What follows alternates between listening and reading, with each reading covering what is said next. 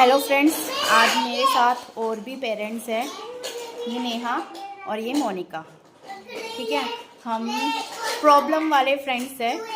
ठीक है, पहले से नहीं जानते थे एक दूसरे को और पिकअप के टाइम पे अपने बच्चों की प्रॉब्लम डिस्कस करके साथ में आए हैं। ठीक है, आज मैं आपको बताना चाहूँगी कि इन लोगों ने क्या क्या फेस किया है, इन लोगों के क्या प्रॉब्लम है, इनके मुझसे कितने अलग है और कितने सेम है। पहले आपको बताएगी नेहा कि उसने क्या एक्सपीरियंस किया है। नेहा। हेलो गाइस, मैं नेहा हूँ। मैंने अपने बच्चे को पिछले साल प्ले में डाला था। प्रिंसिपल थी, वो बहुत अच्छी थी, जिसमें हमारे बच्चे पे कोई प्रेशर नहीं था पढ़ाई को लेके। जो भी दिक्कत होती थी वो टीचर से ही सॉर्ट आउट हो जाया करती थी। जिसमें हमारे टीचर प्रेशर कोई भी नहीं था, किसी तरह का कोई ज़्यादा काम या कोई मैसेज, जो भी मैसेज होते थे वो टाइम पे ही आते थे। कोई ऐसा नहीं था कि जो रात के 10-10 बजे आ रहे हों या इमरजेंसी, या मतलब कोई आपका फंक्शन है तो अब वो 1-2 दिन पहले बता दे रहे, या कभी नहीं भी बता पाए तो उनका ऐसा होता था कि वो खुद ही, अगर हमने मैडम से पूछा कि मैडम क्या करें, तो वो ये कहीं उसका सॉल्यूशन बता देती थी। ऐसा नहीं होता था कि आप अभी लेके आओ। अब हमारा बच्चा नर्सरी में जब से आया है तब से टीचर प्रिंसिपल चेंज हो गई है। अब जैसे जैसे देख रही हूँ, बच्चा पहले जो इंग्लिश में बोलता था, थोड़ा बहुत वर्ड बोलता था, एक आध कोई सेंटेंस न्यू बोलता था, अच्छा लगता था कि हमने बच्चे को अच्छे स्कूल में डाला है। बट अब ऐसा लग रहा है कि हमारा बच्चा कोई नया सेंटेंस नहीं बोलता है। बच्चे पे प्रेशर इतना है। हॉलीडे होमवर्क अभी जब छुट्टियों में दिया था अप्रैल में, उसमें इतना सारा हॉलीडे होमवर्क दिया था। बुक्स में इतना सारा सिलेबस, मतलब एक तरह से आप कह सकते हैं कि एक बुक में जो बुक्स होती है राइटिंग बुक, वो आधे से ज़्यादा पेरेंट्स के ऊपर दे दिया था हॉलीडे के टाइम पे कि ये आप कंप्लीट कराएं। वो सारा हमने कंप्लीट करवाया है। फिर फर्स्ट टर्म में इनके एग्ज़ाम हुए थे, जिस अप्रैल में एग्ज़ाम, सॉरी अप्रैल में नहीं हुए थे, सितंबर में एग्ज़ाम हुए थे। तो उस एग्ज़ाम के बाद जो रिजल्ट आया था उसमें भी उन्होंने सारे पेरेंट्स को एक साथ बुलाया था एक ही टाइम पे, जिसकी वजह से इतनी भीड़ हो गई थी कि बैठने का कोई मैनेजमेंट नहीं था, ना बैठने का मैनेजमेंट था, ना टीचर से हम बात कर पा रहे थे ढंग से। बहुत सारी दिक्कत आई थी। और सबसे मेन बात कि सितंबर में जो बच्चों के एग्ज़ाम हुए वो सितंबर की जगह अगस्त में कराए गए थे, क्योंकि वो 2 सितंबर में ख़त्म हो गए थे, जबकि वो सितंबर में स्टार्ट होते हैं और सितंबर में ही ख़त्म होने चाहिए, जबकि उनके एग्ज़ाम जो थे वो अगस्त में कराए गए थे और सितंबर में जल्दी ख़त्म कर दिए थे। और इनके यहाँ पे ये चीज़ है कि अगर हमारे बच्चे कभी कोई दिक्कत है, बीमार है, बुखार है, तो उनको ये नहीं है कि हम कभी आगे आगे पीछे एग्ज़ाम दिलवा सके। इनका ये है कि आप नहीं दिला सकते। ऐसा लगता है जैसे हमारे बच्चा कोई नर्सरी यूकेजी का बच्चा जैसे बोर्ड के एग्ज़ाम दे रहा हो, ऐसा लगता है हमें। क्योंकि भैया छोटे बच्चे कभी भी बीमारी हो सकती है, उनका हम एग्ज़ाम दिला सकते हैं। ये एग्ज़ाम कंडक्ट नहीं किए जाते। हाँ, ये एग्ज़ाम आगे में मतलब नहीं देने देते हैं, दिलाते नहीं है। ठीक है। हाँ, फिर उसके बाद अब ये क्या बोलते हैं, इसके बाद जो उनके पेपर हुए उसके बाद क्या बोलते हैं, आपका एनुअल फंक्शन का भी हुआ। एनुअल फंक्शन की प्रैक्टिस चलने लगी, तो उसमें भी हमें कुछ 1 महीने पहले ही बताया गया था कि हाँ एनुअल फंक्शन है और कंपलसरी है 1000 रुपये देना। जबकि मैंने देखा है कि ऑलरेडी इन्होंने फीस कार्ड में 2000 रुपीज़ एनुअल फंक्शन के ले रखे हैं, उसके बावजूद इन्होंने एक्स्ट्रा हमसे 1000 रुपीज़ लिए हैं। हमने फिर भी इतना इश्यूज नहीं किया। हमने कहा चलो कोई बात नहीं, एनुअल फंक्शन है, हमारे बच्चे कुछ अच्छा ही सीखेंगे, कुछ नया करेंगे, है। उसके बावजूद भी हमने एफर्ट डाला, सब कुछ करा।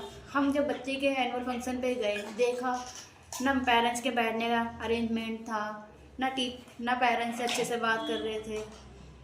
ऊपर से बच्चों को ऐसे डांस कराया जैसे हमें ना उसकी स्टार्टिंग समझ आई, ना एनुअल फंक्शन हम परफॉर्मेंस ही नहीं देख पाए। हाँ, हम परफॉर्मेंस देख नहीं पाए, ना हम समझ पाए कि कब स्टार्टिंग है कब एंडिंग हो रही है इसकी। यहाँ तक कि आप ये लगा ली, हमने तब भी कोऑपरेट किया, उसके बावजूद भी हमारे बच्चों को 1 बजे बुलाया और ऊपर से 8 बजे छोड़ा है। उसके बीच हमारे बच्चों को हमने देखा किस तरह से कोऑपरेट इन्होंने हैंडल किया है। ना वहाँ AC चला रखा है विंटर टाइम पे, नवंबर में जब इनके एनुअल फंक्शन थे, उस टाइम हमारे बच्चे इतने ठंडी AC में बैठे हुए हैं, नीचे लेटे हुए हैं। हमारे बच्चे बहुत फेस से टायर्ड लग रहे थे। उसके बावजूद हमने फिर भी कुछ नहीं कहा, चलो जैसा हो रहा है कोई बात नहीं। उसके बाद जब छुट्टी करी बच्चों की, उस टाइम पे इतना ज़्यादा रश हो गया था कि हम देख के हम कुछ ज़्यादा परेशान हो गए थे कि बच्चे किस तरीके से निकलेंगे या बच्चों कहीं चोट ना लग जाए। उसके बावजूद भी हमने फिर सिस्टर से, प्रिंसिपल से बात करी।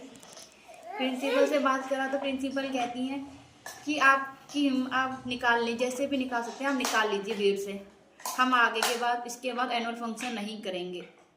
आप ये बताइए क्या ये सही है सॉर्ट आउट करना किसी भी परेशानी को?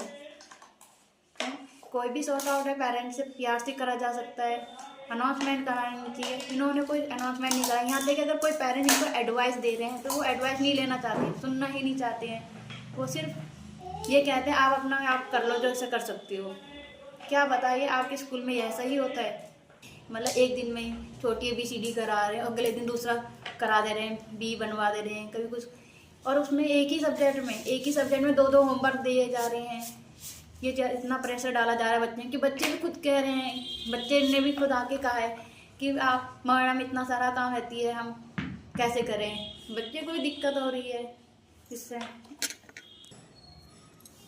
जो अभी सेकंड टर्म के एग्ज़ाम हुए हैं उसमें 10 डेज़ का जो सिलेबस दिया था उसमें एग्ज़ाम के टाइम तक भी वही चीज़ सिखाई गई है, जिसमें हमारे बच्चे को एक दिन मतलब एक दिन में ही ABCD एक साथ दिया जा रहा है, जिसमें बच्चा नहीं सीख पा रहा। जो पुराना सिखाया हुआ है बड़ी कैपिटल ABCD वो भी उसके चक्कर में कंफ्यूज हो रहा है।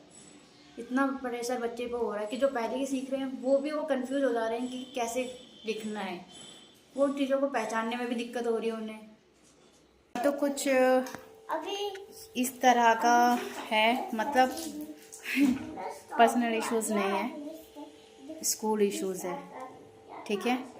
और हम लोग मजबूर हैं वीडियोस बनाने के लिए, क्योंकि हमारे पास हमें कोई ज़रिया नहीं दिख रहा जिससे जाके हम अपनी प्रॉब्लम डिस्कस कर सकें, क्योंकि कोई ओवरऑल कोई PTM नहीं है जहां डिस्कशन हो सके, ठीक है। लास्ट PTM फर्स्ट टर्म के एग्ज़ाम से पहले ही की गई थी, और जहां कोई सिटिंग मैनेजमेंट नहीं था, जहां बोलने का कोई टाइमिंग नहीं था। और अब आई थिंक अब सेकेंड टर्म एग्ज़ाम्स के बाद ही होगी, तो देखते हैं वहाँ क्या होता है। बाकी मैनेजमेंट की तरफ से हमारे लिए कोई सॉल्यूशन नहीं है, वो हमें सुनना ही नहीं चाहते, ठीक है। उनके लिए पेरेंट्स का बोलना बिल्कुल ख़राब है, ठीक है। पेरेंट्स उनके लिए कोई वैल्यू नहीं रखते, इसीलिए ही उनका ये हाल है। और वो एक्सेप्ट ही नहीं करना चाहते कि हाँ प्रॉब्लम्स हैं, इस वजह से ही वो कोई सॉल्यूशन भी नहीं करना चाहते, वो सिर्फ चुप कराना चाहते हैं। तो आप ही बताइए हम लोग क्या करें और इस चीज़ को कैसे सॉर्ट आउट करें।